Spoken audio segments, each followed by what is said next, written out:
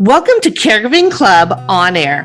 This podcast is dedicated to the millions of family caregivers who want wellness tips and self-care solutions, who seek expert advice, and who want news about healthy aging and how to create well home design in our forever homes.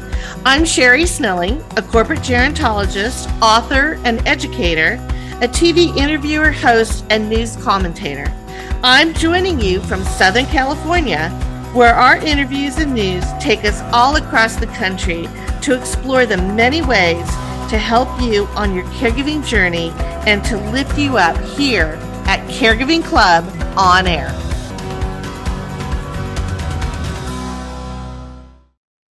Welcome to Caregiving Club On Air and our November episode, where we're still celebrating National Family Caregivers Month, but we're also focusing on National Alzheimer's Month, as well as Veterans Day coming up on November 11th.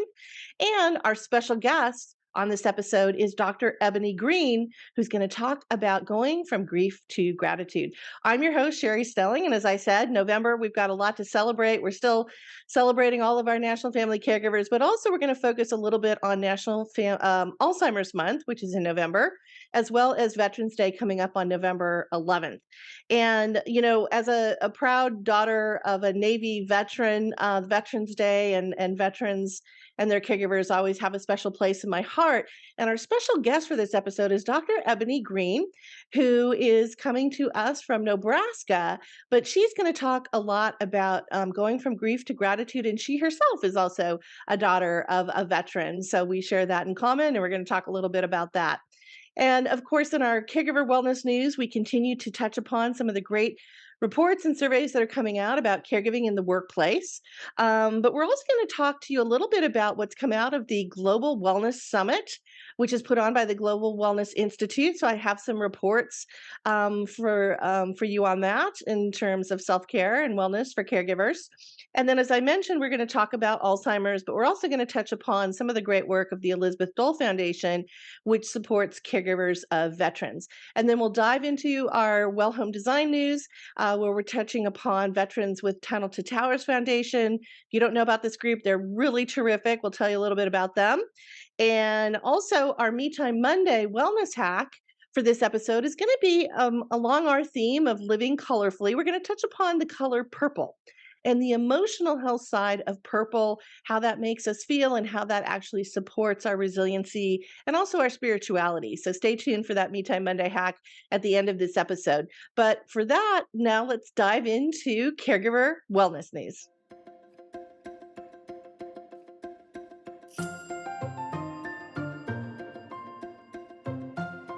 So as we dive in here to our Caregiver Wellness news, I've got a lot to share with you. So I've got my notes in front of me, but I want to kick off with a discussion around caregivers in the workplace, which we focus a lot on. What's really, I think, inspiring and great to see is that there's a lot more surveys and reports that are being done now on how caregivers are being supported in the workplace by employers.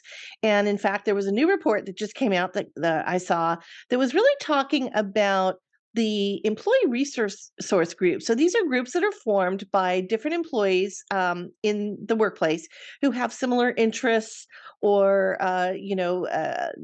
similar. They're all moms, or maybe they're all caregivers of older parents, or maybe both.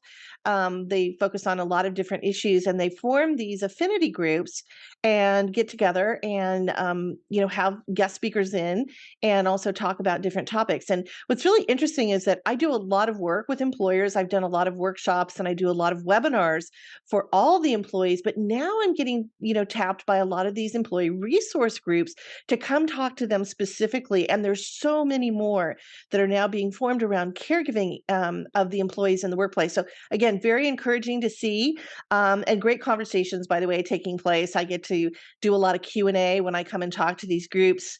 And in fact, I just recently did one for Ipsen, so I don't want to do a shout out to that group because they have a really terrific group that they've put together, and they had me speak just a couple of weeks ago, which was really terrific. But what this report showed that came out is that 12% of employers are tracking these employee resource groups now on what their needs are, what are the things that are the conversations coming out of these groups. And it's encouraging to see that anyone's even focusing on this. The 12% though is low. So, my hope is that we're going to just see this increase. But again, at least we're talking about how these groups can really provide that support, particularly in the workplace where I think we often keep our caregiving roles a little bit quiet. We don't share as much, particularly if it's caring for an older parent. Or grandparent or an older loved one. It's not all uplifting great news like if you become a new mom or whatever, and so it's more difficult, I think, for the caregivers to share those with their colleagues or even talk about it with their supervisors. So I think all of this is a really great trend showing that we are certainly putting a lot more focus on that. I also wanted to do a shout out to Carewell. Now, Bianca, who is the CEO of, but Bianca Padilla, who is the CEO of Carewell, founder and CEO, she was on our May episode. So you may want to check that out. I'll have a link on this episode guide page, but she talked to us about what Carewell is, which is basically a really great shopping hub for family caregivers, particularly if you're looking for, almost think about it as the alternative to the CVS and Walgreens out there, because they really curate their products along those lines, something you might find in a pharmacy, but very specific to caring for obviously older loved ones. And they came out with a new report. So I just wanted to share a couple of stats from that. First of all, they found that 76% of their respondents indicated having never used the caregiver resources available in their communities, such as, attending a support group or getting respite care. So again, we want to really encourage family caregivers who are listening that there are some really great resources in your communities.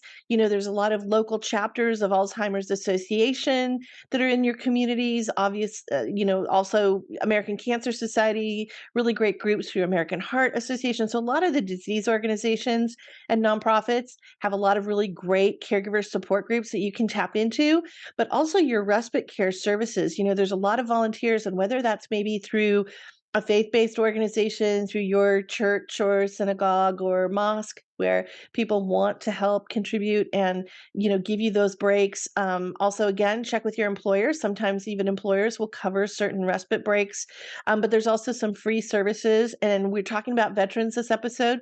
If you happen to be caring for a veteran, you actually get 30 free days of respite care, which is basically getting a break for you as the family caregiver. And we talked about respite care a couple of months ago. So again, I'll have that link in the episode guide page specifically calling that out. But you can get 30 days of free respite care where somebody can come in and sit with your loved one for an hour or two or longer. And you can run errands or get some time for yourself or whatever it is that you need that break for. So that was one of the findings in the Carewell study. The other thing they found is 69% of caregivers felt that they really are looking for flexibility from their employers. And I think, I know that a lot of employers want employees to come back to the office. We want to, encourage that camaraderie and teamwork and mentorship and support that we get by physically coming into an office, which I think there's advantages to both working from home and doing the Zoom meetings as well as being in the office. But I think particularly for family caregivers, I think that flexibility is crucial. Taking the time that's needed to be at home and be able to get the things done that you need to and be close to your loved one that you can take care of, particularly if they're living alone at home, is really great. You don't have to worry about the commute to work. You don't have to worry about dashing out, if there's an emergency or something from the office. And so hopefully employers will still support that in terms of the caregiving employees in their workplace. And then the last statistic was from the Carewell study is 53% of their respondents asked for better understanding and patience, particularly I think from colleagues, but also from other friends and family members. And this is, we're in this season of gratitude with Thanksgiving coming up. I think this is a really important point because, again, I think that very often, we get disgruntled with people who can't do the things they used to do, can't come meet us for lunch, can't meet us for coffee, can't do the walk that we used to do every week or whatever it happens to be, because now all of a sudden you're caregiving. So having that empathy and be able to give support to that person as they're going through this journey is really really critical. And it's something that I think we should all expect from the people who love us the most, which are our family and friends. So I thought that was a really interesting finding. The other thing is really interesting is Harvard Business Review came out with an article that was about how we need to reframe our thinking around self care. And I really love this article because what it talked about is, we are so busy and we're juggling a lot of balls. We've got work, we've got family, we've got all things going on. And now all of a sudden, maybe we're caring for an older loved one. Again, maybe it's a parent or a parent in law or a grandparent. And the ball that we usually drop is the ball that says me. It's the self-care ball. We don't do what we need to do to take care of ourselves maybe as well. Don't focus on ourselves because we've got so many other people we're focusing on. And what this Harvard Business Review article said, and it's something that I've advocated for a long time, both in my first book, but as well in my second book that I'm just finishing up.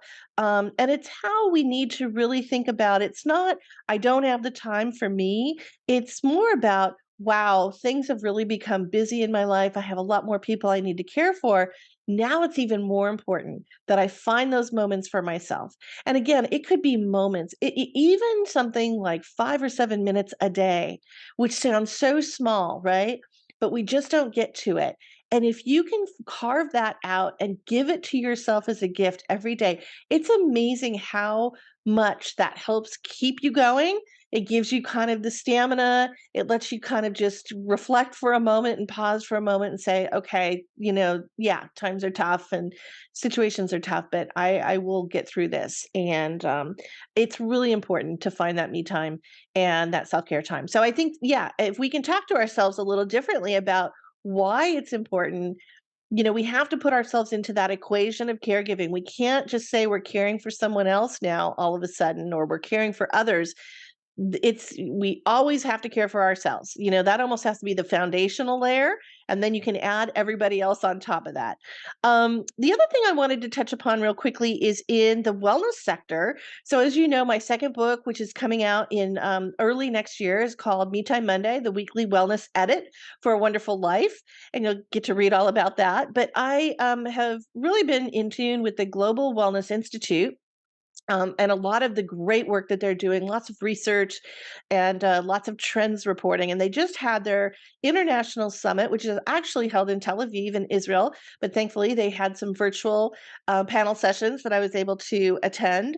And here's something interesting I wanted to share with you. A couple things. First of all, there was a study that came out that said for every $800 that we spend on people's wellness expenditures. Now, that may be personal, but also really they were talking about organizations, mostly about employers. If we spend that, the happiness levels rise by 7% and life expectancy goes up by 1.26 years, which is, again, I think what it's showing us is the well-being of our family caregivers is so critical. And if we can give them a little time back for these wellness practices, we're going to extend their lives and we're going to help them stay healthy and happy. So that was a report that came out. Something else that I thought was really interesting. There are now wellness credit cards, if you can believe it. Not that any of us need to go into more debt. I know, it's a really tough time with the inflation and gas prices and everything else. We're all struggling. I'm always amazed every time I go to the grocery store, the price of things, is like doubled, tripled, quadrupled, whatever. And it's making it really tough. So we don't want to necessarily, go into more debt. But what's interesting about these wellness credit cards, and this is just a trend I think we'll see in the future, is they're giving out rewards points for wellness activities. So for instance, there's some cards and apps, and I think most of these are in Europe right now, but Nest, Paceline, CrowdFit, not necessarily, the typical American Express or Discover or, other credit cards, MasterCard, Visa that we think about, but they're offering extra cash back for points on spending something like getting a salad or downloading a meditation app that you have a subscription to or buying a pair of running shoes.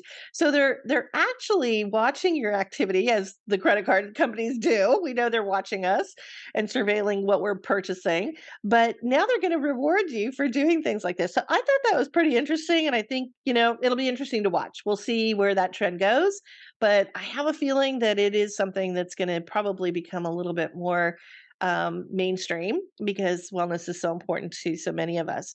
Something else that came out from the summit was there's a company in Australia called Lumi Interactive, and they have been in kind of more of the video gaming, sector for a long time, but they are now focusing on, and it's really interesting because it's all female, all women gamers who started this company.